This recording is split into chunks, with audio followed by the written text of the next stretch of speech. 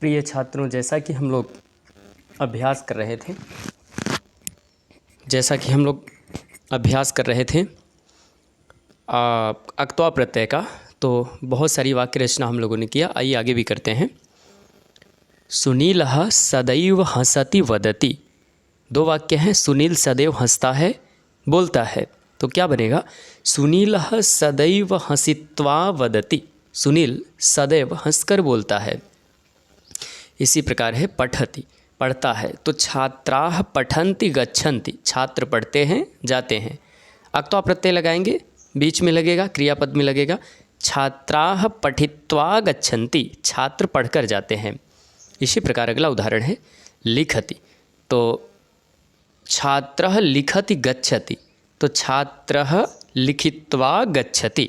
चलिए, हमारे साथ भिन्न भिन्न क्रियापदों की आप लोग जो है वाक्य रचना भी करेंगे। तो ददाति, माला धनम ददाति प्रसन्ना भवति। माला धनम क्या होगा? दत्त्वा प्रसन्ना भवति। इसी प्रकार से त्यजति। तो रामः सीतां त्यजति दुःखम अनुभवति। राम सीता को छोड़ते हैं, दुख अनुभव करते हैं।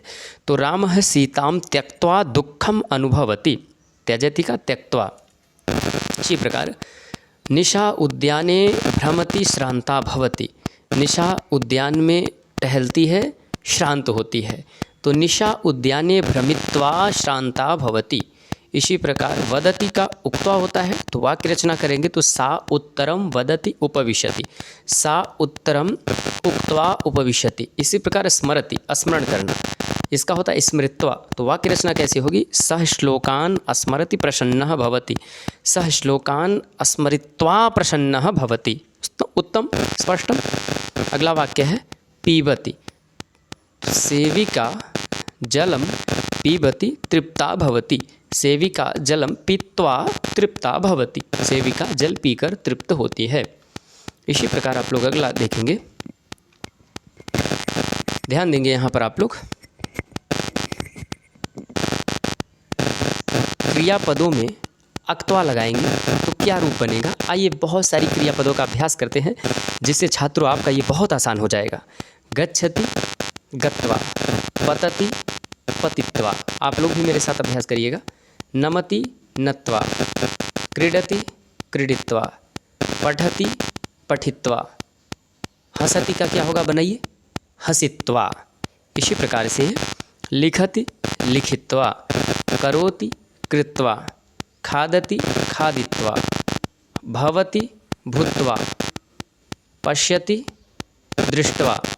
पश्यति का दृष्ट्वा होता है, पृक्षति पृष्ट्वा। क्योंकि मूल धातु से अक्त्वा प्रत्यय लगता है, तो पश्यति का मूल धातु है दृश्य। दृश्य में अक्त्वा लगाएंगे तो दृष्ट्वा। उसी प्रकार है पृच्छति का पृष्ट्वा। नयति नित्वा, नयति ले जाता है, और नित्वा ले जा करके। इतने सारे क्रियापद आपको हम बता रहे हैं, इनका अभ्यास करिए। निश्चित रूप से आप लोग बहुत अच्छा वाक्य रचना कर पाएंगे, और अक्त्वा प्रत्यय तो आप बहुत अच्छे से बना लेंगे। जहाँ भी क्रियापद दिखे अक्त्वा लगाइए, और जैसे ही आपके सामने रूप दिख रहे हैं ऐसे ही आप लोग रूप को बना सकते हैं। समीचीनम।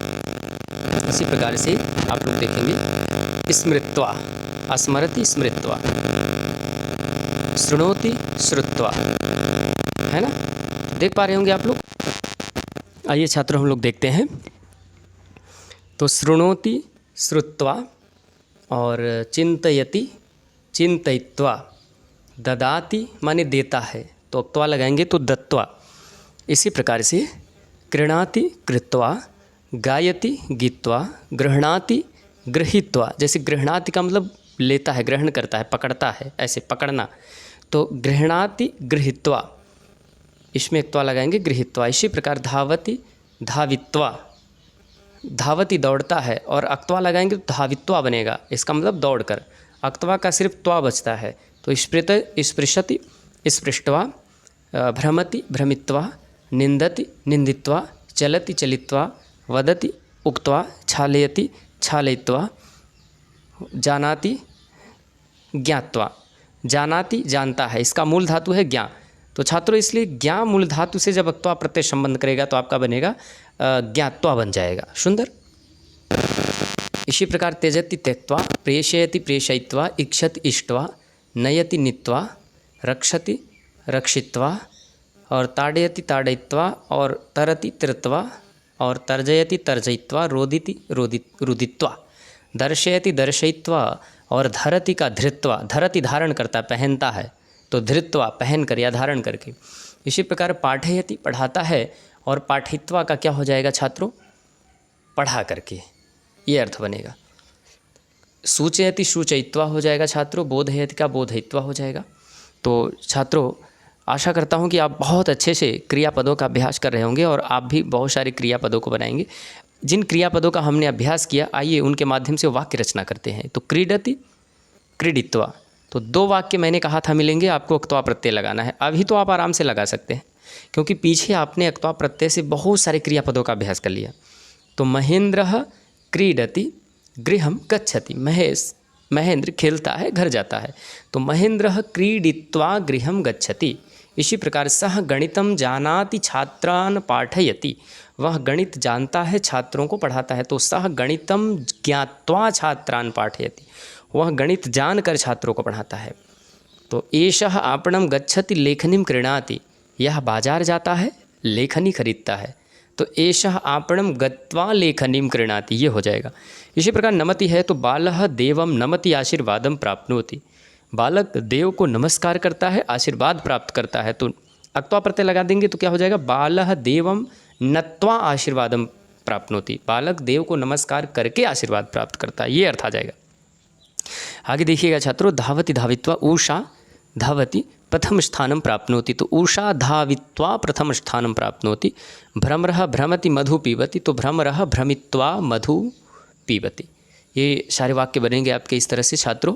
तो आप लोग और अच्छे से अच्छे अभ्यास करिएगा। आज के लिए बस इतना, मिलते हैं अगली क्लास में एक नए विषय के साथ। तब तक के लिए धन्यवाद। नमः संस्कृताय।